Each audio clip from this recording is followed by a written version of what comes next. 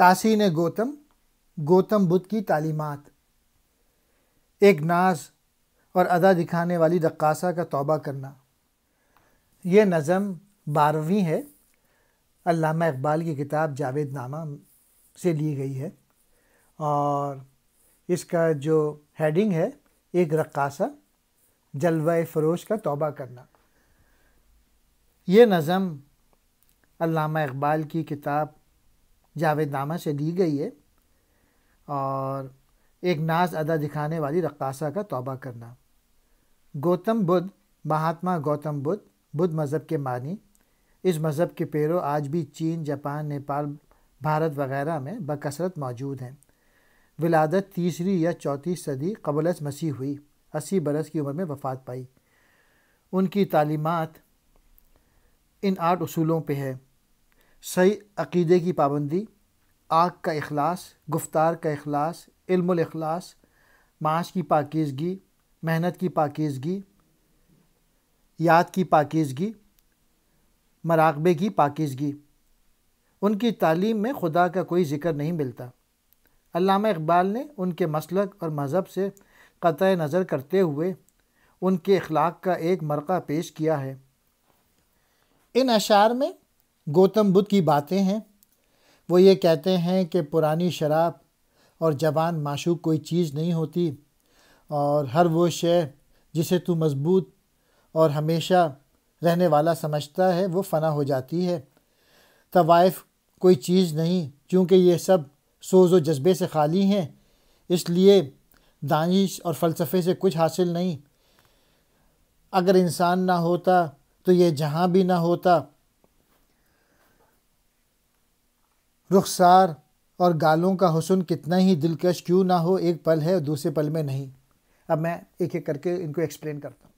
میں دیرینہ و معشوق جواں چیز ہے کیا، پیش صاحب نظراں حور جنہ چیز ہے کیا، جن کو محکم تو سمجھتا ہے گزر جاتے ہیں، کوہ و صحرا و برد و بحر و کراں چیز ہے کیا، دانش مغربیاں فلسفہ مشرقیاں ہمیں بت خانہ ہے، اور طوف بتاں چیز ہے کیا۔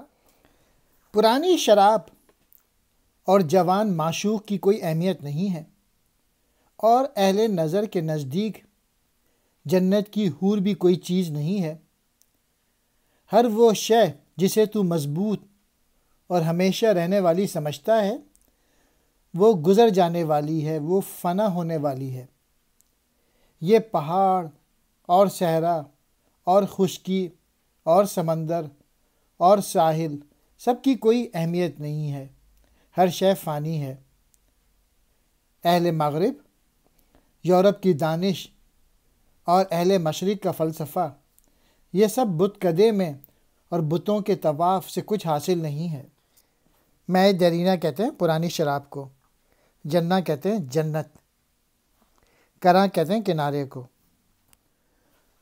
خود کو پہچان اور اس دست سے ترسا نہ گزر، کہ تو باقی ہے وجود دو جہاں چیز ہے کیا، راہ میں نو کے مزرع سے جو تراشا میں نے، منزل و قافلہ و ریگ رواں چیز ہے کیا، غیب ہے وہم و گماں، وہم و گماں چیز ہے کیا۔ ہاں جہاں میں رہیں آزاد جہاں چیز ہے، اور تو اپنے آپ پر غور کر اور اس بیاباں سے خوفزدہ ہوتے ہوئے نہ گزر، اس لیے کہ صرف تو باقی رہنے والا ہے، اور دونوں جہانوں کا وجود کوئی چیز نہیں۔ وہ راہ جسے میں نے اپنی پلکوں کی نوک سے تراشا ہے، اس میں منزل اور قافلہ اور اڑتی ہوئی ریت کوئی چیز نہیں ہے۔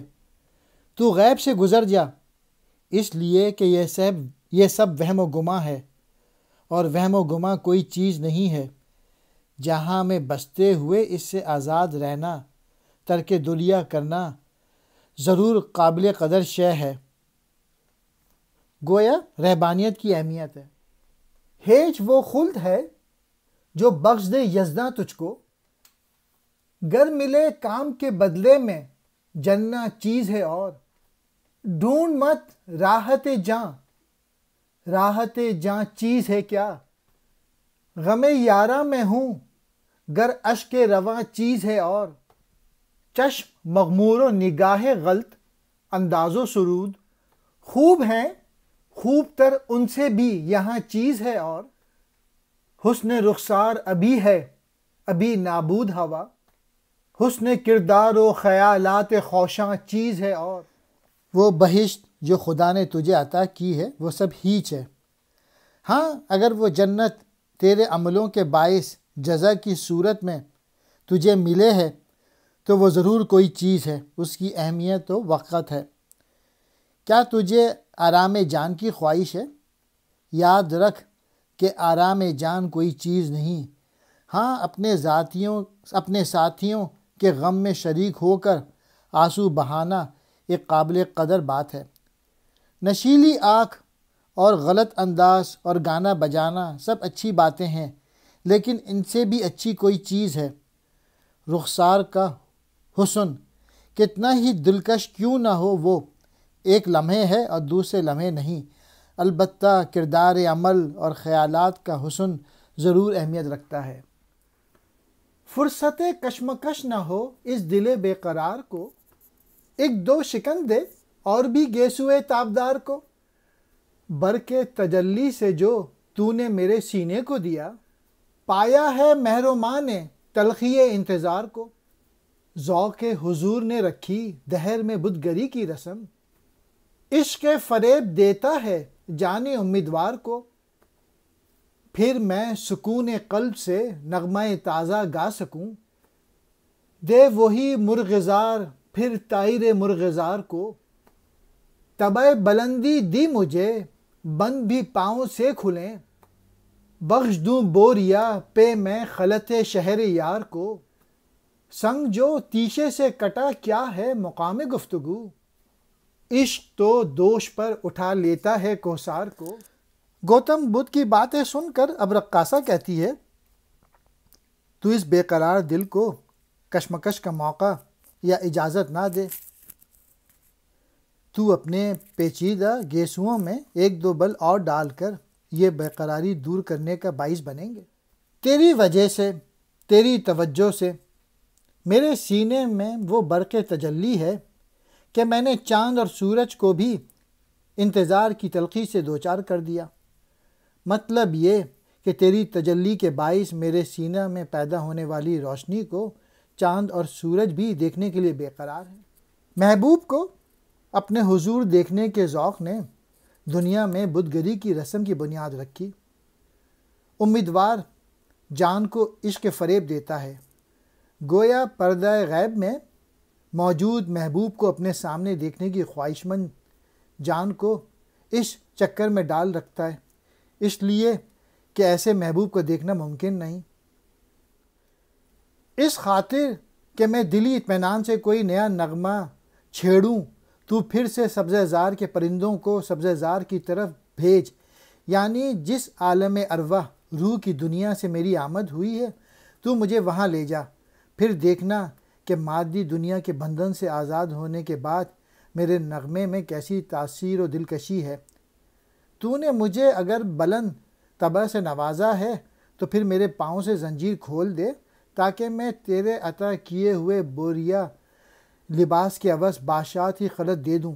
دوسرے لفظوں میں مادی دنیا کی فانی شان و شوکت سے بے نیاز ہو کے فقر و درویشی اختیار کر لوں، جس میں بقا بھی ہے اور بلند مرتبی بھی۔ اور آخری شعر میں ہے، اگر فرہاد نے پتھر پہ تیشہ چلایا تو یہ کون سا مقام گفتگو ہے، عشق تو اس پہاڑی سلسلے کو کندھے پر اٹھا لیتا ہے۔ شیریں کے عاشق فرہاد نے خسرو پرویز بادشاہ کے حکم پر پہاڑ کھود کر نہر جاری کی تھی۔ اس حوالے سے یہ کہنا چاہا ہے، یہ کوئی بڑی بات نہیں، حقیقی عشق تو بڑے بڑے مارکے مارتا ہے، اور اس کائنات کو مسخر کرنا بھی اس کے لیے کوئی بڑی بات نہیں۔